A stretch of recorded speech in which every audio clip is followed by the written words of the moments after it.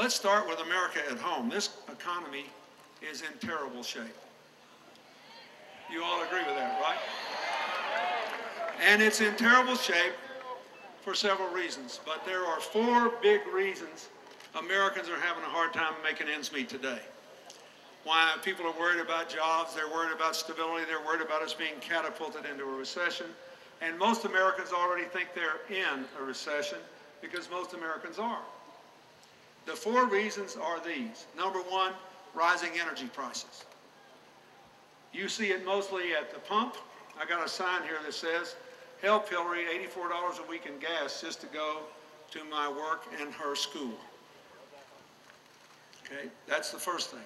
Second, you see it in rising food prices because that's being driven by energy. The average family will pay $450 a year more for gasoline this year and more if you drive further, and $250 to $300 more for food.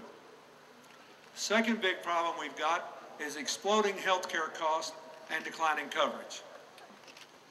And you know that healthcare in America is already far more expensive than any other country in the world. We pay 16% of our income in healthcare. In real dollars, that's $700 billion more than you would pay if you took any other country's health system and dropped it into America, where everybody would be covered and the health outcomes would be better.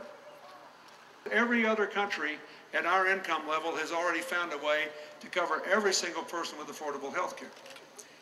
The third big crisis is that about 1 million of your fellow Americans, and maybe as high as 2 million, and their families are facing mortgage foreclosures. I just read an article on the way in today that in the first 3 months of this year, almost 48,000 people in California alone have faced foreclosures. If that rate continues, we'll have more than 1 million foreclosures this year alone. Now, here's why you should care about it if you don't know a living soul affected by it. Every time a home is foreclosed on, it costs our economy between $220,000 and $320,000. You multiply that by 1 million, and it will blow away the expected positive impact of these little stimulus checks you're going to get in a few days. You know what you're supposed to do with them, don't you?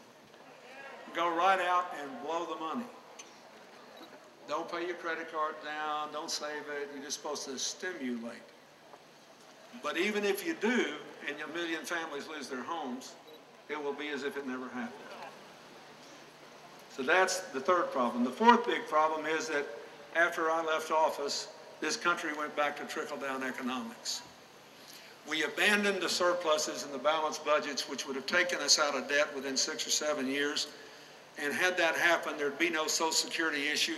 And all these debates that Hillary and Senator Obama have had, there would not have been one question about Social Security, nothing about the retirement of the baby boomers. You would have no worries that my generation's retirement would impose an unconscionable burden on our kids and their ability to raise our grandkids and educate them. But no, we went back to an economic theory that says you don't need a jobs policy, you just need to ignore the deficits, cut taxes for the wealthiest Americans as much as possible, and give as many taxpayer subsidies to the wealthiest interest groups, and then they will shower benefits on the rest of us.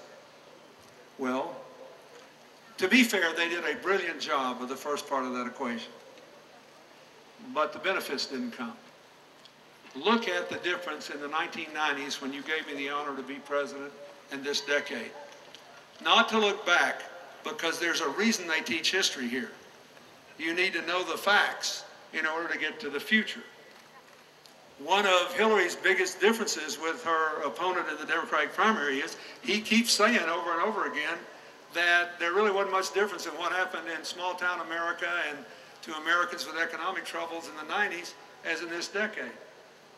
He said it again in Indiana last night. Nothing changes in the 70s, the 80s, the 90s. Nothing's ever changed, and nothing will until I win. That's what was said last night. And so you be the judge. That's a good campaign statement for people with no memories, but if you said it in a history class, you'd get an F. Because in the 1990s, we had 22.7 million new jobs. In this decade, just 5 million. That's why wages are flat.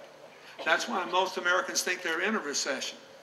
You got flat wages, college costs up 75%, healthcare costs double, energy costs up $2,000 before you have to get hit with this year's gasoline and food bills. 22.7 to 5. So what happened? Almost 8 million people worked their way from poverty into the middle class in the 90s. That is the American dream. In this decade, 5 million people fell from the middle class back into poverty, most of them while they were working full time. That's the American nightmare. In the last decade, after inflation, median family income across all races and regions of the country rose $7,500 a year. Actually, for African American families, starting with a lower base, the increase was over $8,000 a year. In this decade, median family income after inflation is $1,000 lower today than the day I left office. That's why most people think they're in a recession. So, you have to hire a president to turn the economy around, rebuild the middle class, and reclaim the future for the young people of America, or we're going to be in deep trouble. Now, what does Hillary propose to do about it?